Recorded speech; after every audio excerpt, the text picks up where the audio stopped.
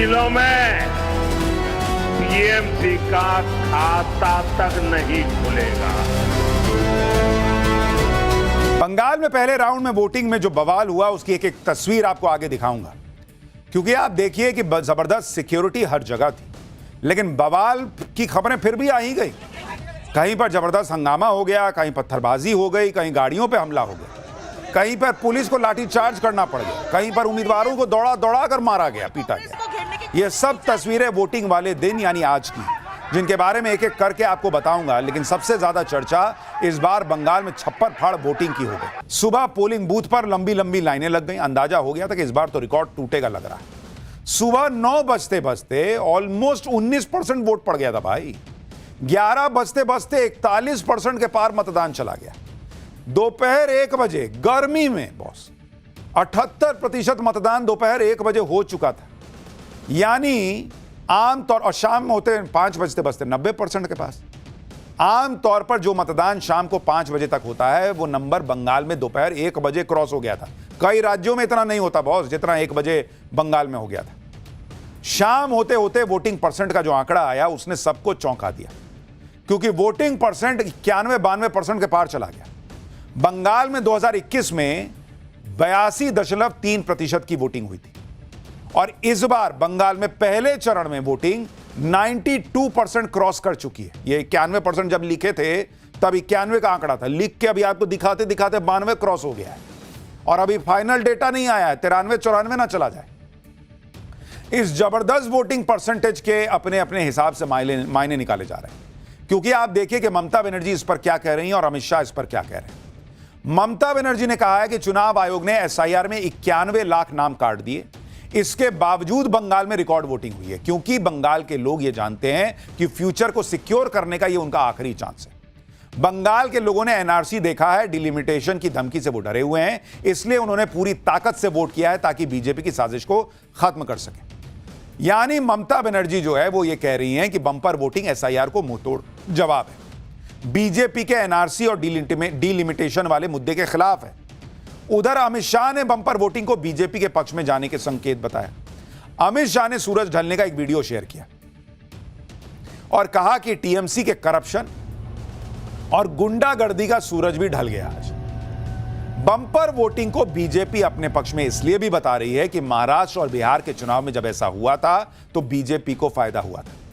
महाराष्ट्र में 66.57% वोटिंग हुई थी, जो कि पिछले बार के मुकाबले 5% से ज्यादा थी और नतीजा यह हुआ था कि महाराष्ट्र में एनडीए ने सूपड़ा साफ कर दिया था दूसरों का। एनडीए का वोट प्रतिशत ऑलमोस्ट 7% से ज्यादा बढ़ गया था और सीटें 49 बढ़ गई। इसी तरह से बिहार में 67.14% वोटिंग हुई थी, जो कि बिहार के पिछले चुनाव के मुकाबले ऑलमोस्ट 10% ज्यादा थी। और नतीजा क्या हुआ? एनडीए की एक तरफा जीत हुई, एनडीए का वोट प्रतिशत बढ़ा, ऑलमोस्ट 9.3% वोट बढ़ा और एनडीए की सीटें 81 सीटें बढ़ गई। यानी जब जब बंपर वोटिंग हुई, हाल के दिनों में यह दिखा है कि बीजेपी एनडीए को फायदा हुआ है। हालिया चुनाव बंपर वोटिंग मतलब एनडीए के पक्ष में हवा का इशारा करते हैं और इसलिए बीजेपी कह रही है कि बंगाल में भी ये जो बंपर वोटिंग हो रही है ये बीजेपी के पक्ष में। ममता बनर्जी मानने को तैयार नहीं है, वो कह रही है कि नहीं भाई हमारे लिए वोट पड़ा है। पीएम मोदी कह रहे हैं कि भारी मतदान से बीजेपी को प्रचंड जीत मिलती दिख रही है। सुनिए एक बार पीएम को, फिर आपको बताता हूं कि इसमें और क्या क्या कहानी छिपी है। कुछ दिनों पहले असम, केरलम और पुडुचेरी में भी मतदान संपन्न हुआ है। वहां भी रिकॉर्ड मतदान हुआ है। पहले भी हमने देखा है देश में जहां जहां भारी मतदान हुआ है वहां बीजेपी को प्रचंड विजय मिली है। 4 मई को बंगाल में भी बीजेपी की विजय का जश्न होगा। ऐसे मैंने सुना है कि झालमुरी ने भी कुछ लोगों को जन्नाटेदार झटका दिया है। जालमुरी मैंने खाई, लेकिन जाल टीएमसी को लगी है।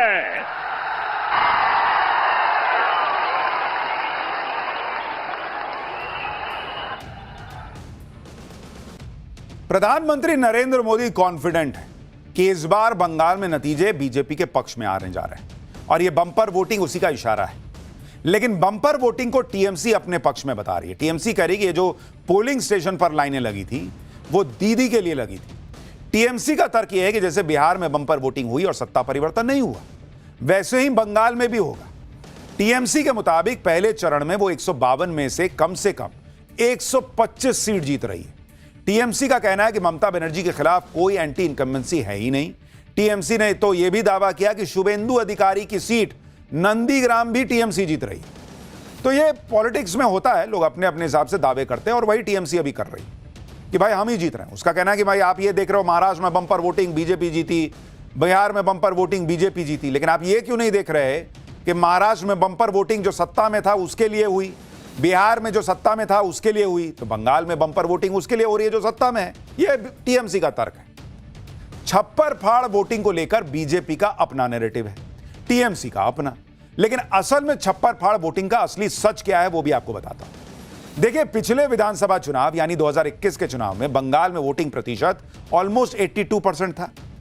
यानी मान के चलिए एक तरीके से कि पिछली बार अगर 100 वोटर थे टोटल, तो उनमें से 82 ने वोट डाला। भाई 82% वोटिंग हुई तो 100 वोटर रहे होंगे टोटल, तो उनमें से 82 ने वोट डाला, इसका मतलब। लेकिन इस बार एसआईआर की वजह से 100 वोटर जो टोटल थे, उदाहरण के लिए जो बता रहा हूं, उसमें से करीब 12% वोटर, यानी जो 12 वोटर थे वो डुप्लीकेट थे, गलत एंट्री थी, पलायन कर गए, मृत थे, वो सब हट गए। तो यानी पिछली बार आप मान के चलिए कि जो 100 वोटर दिखता था उसमें से 12 तो बेकार था, क्योंकि वो तो या तो किसी के कोई पलायन कर गया, किसी का डुप्लीकेट है, किसी की डेथ हो गई, जो भी। तो एग्जैक्टली अगर जो 12% अब हटा है उसको आप पिछले बार से हटा के देखिएगा तो पिछली बार एग्जैक्टली 100 वोटर नहीं था। फिर इसका मतलब 100 में से 12 हटाइए, 88 वोटर था। तो इसका मतलब यह हुआ कि 2021 में असली वोटर 100 में से करीब 88 थे और उन 88 में से 82 लोगों ने वोट किया था। तो अगर 88 वोटर टोटल थे और उसमें से 82 ने पिछली बार वोट किया था, तो वोटिंग परसेंटेज कितना पहुंचा? 93%। आज की वोटिंग भी करीब 93% के आसपास ही है और अभी यह आंकड़ा बढ़ रहा है। दूसरे फेज की वोटिंग भी अभी बची हुई है। यानी अगर मोटे तौर पर अगर आप मैथमेटिकली देखिएगा तो डुप्लीकेट वोट्स हटने के बाद ऑलमोस्ट इस बार भी उतनी ही वोटिंग हुई है, 93% के करीब, जितनी अगर आप पिछली बार रिडंडेंट डेटा हटा देते तो होती। इसका मतलब यह है कि जहां भी एसआईआर हुआ है वहां पर अब इस तरह से नॉर्मल वोटिंग बढ़ी हुई दिखाई देगी। लेकिन अब सवाल यह है कि अगर वोटिंग प्रतिशत बढ़ा दिख रहा है, ऑलमोस्ट उतने ही वोटर बाहर निकले हैं जितने पिछले बार निकले थे, तो इसका मैसेज क्या है? क्या ममता बनर्जी के लिए निकले हैं? क्या मोदी के लिए निकले हैं? अच्छा, इसके अगर आप और कुछ नंबर्स देखें, पिछली बार यानी 2021 के चुनाव में कुल वोटर थे 7 करोड़ 34 लाख। इस बार यानी 2026 के चुनाव में बंगाल में कुल वोटर हैं 6 करोड़ 45 लाख, यानी करीब 88,53,000 वोटर इस बार कम हो गए। आमतौर पर बंगाल में नॉर्मल वोटिंग 80% के प्लस जाती है।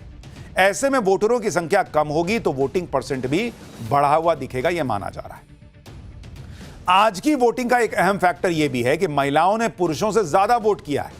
आप यह भी देखिए कि आज के चरण में फर्स्ट फेज में कुल ऑलमोस्ट, अगर अभी तक का जो डेटा है, कुल 92.69% महिला मतदाताओं ने वोट किया, जबकि पुरुष मतदाता 90.92% थे।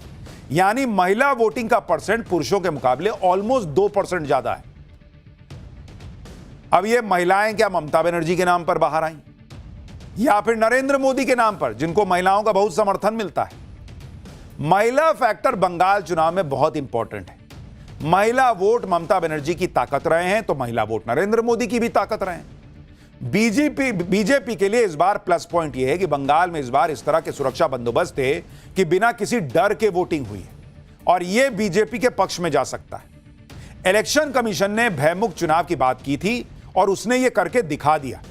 पश्चिम बंगाल में इस बार बहुत ही कड़ी सुरक्षा के बीच वोटिंग हुई है। हालांकि कुछ घटनाएं हुई हैं जो आगे बताऊंगा, लेकिन मोस्टली अगर आप देखेंगे तो लोगों ने भय के बिना वोट डाला। चप्पे चप्पे पर सुरक्षा बलों की तैनाती थी, हर बूथ पर नजर रखी जा रही थी। इतनी सुरक्षा का मकसद यह था कि मतदाता बिना किसी डर के वोट डाले। कड़ी सुरक्षा की वजह से मतदाताओं ने भी बेखौफ होकर वोट डाला।